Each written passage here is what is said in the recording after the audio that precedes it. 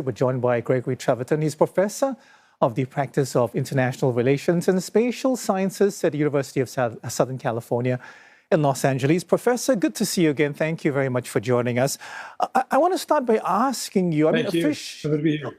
Hey, Professor. So the official reason given by the UAE is about optimizing, its oil output. But I'm wondering, is the UAE also bristling, in private by the fact that Saudi Arabia perhaps has more influence within the cartel and also in the region?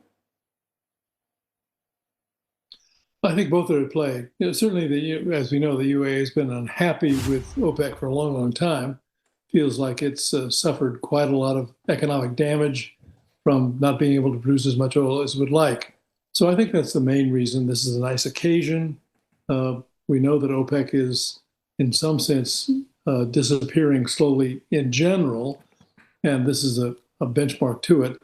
The competition with the Saudis is certainly a part of it, and but I think mostly this is driven by the UAE sense that they've been had by OPEC for too many years, and they understand, as I think most of the Gulf states do, that they're now sitting on a resource that's going away, no matter what Mr. Trump thinks.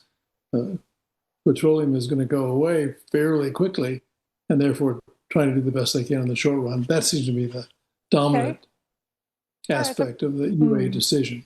Sure. And Professor, so there have been precedents before where countries left OPEC, like Ecuador back in 2020, but the UAE is one of the core producers here. I wonder just how big a blow is this to OPEC and what happens next? Well, I think it is a big blow to OPEC, but it seems to me OPEC has been, in some ways, decaying for quite a long time, right?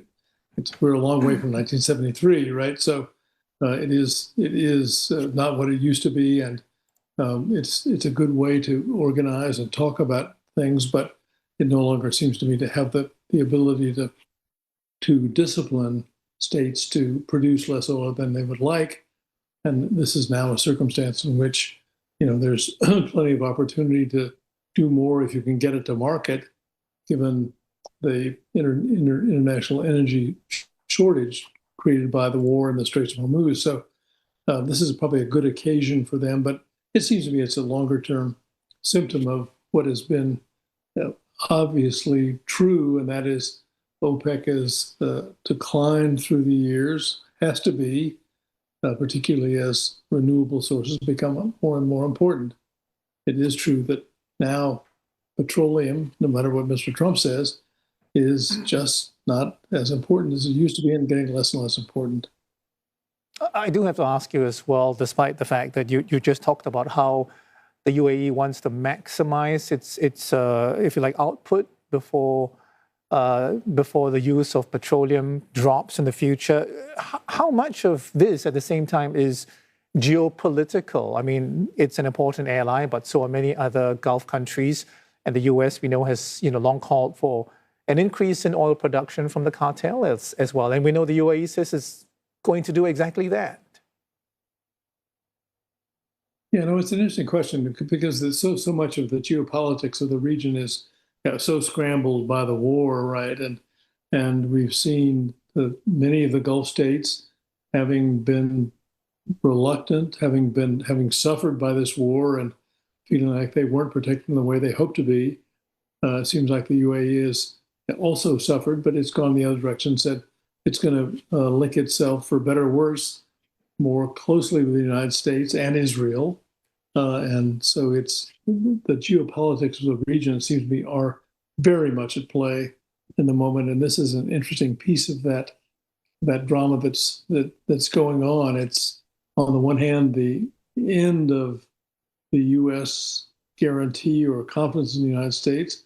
On the other hand, not much else. And so different states are going to some will try and make better relations with Iran. Others, I think, will, like the UAE, say, well, we don't have much choice. We've got to go with people that brung us, as we say, and that means staying with the United States and fossil fuel. Yeah. So, in the context of the ongoing Iran war, Professor, could UAE's decision have any impact on the trajectory of the war itself? Not clear. I think not. I mean, what's there is, we have these sort of irreconcilable negotiating positions, but there is an opportunity for a deal. The Iranians made an offer that wasn't terrible.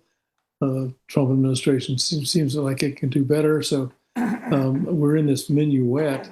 I doubt that this particular decision has much effect on those negotiations at all. It's really this trying to sort out what might work to get the Straits of Hormuz open with, from the Trump administration perspective, not giving away the farm. We're in a land that we don't know much, and it's hard to make good predictions about what comes next.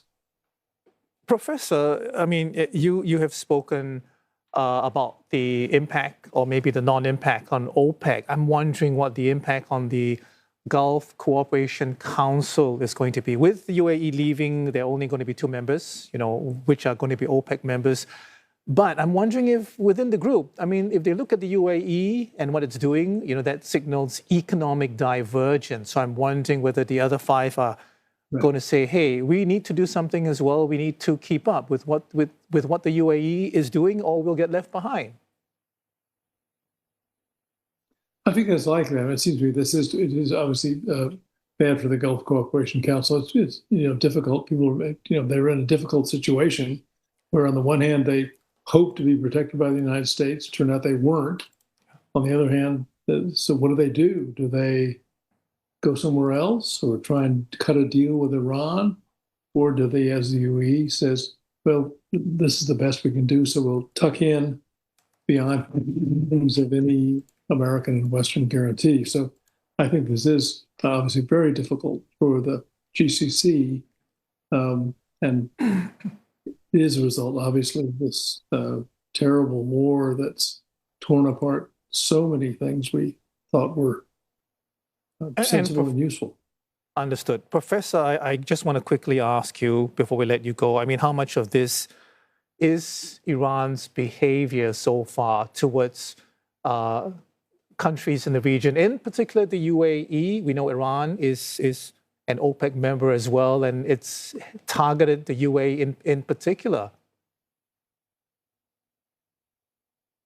Yeah, no, that was the sadness of all of us, anybody who thought about this knew that if the war continued, then the Iranians had only 2 opportunities, 2 alternatives, and they were going to do both.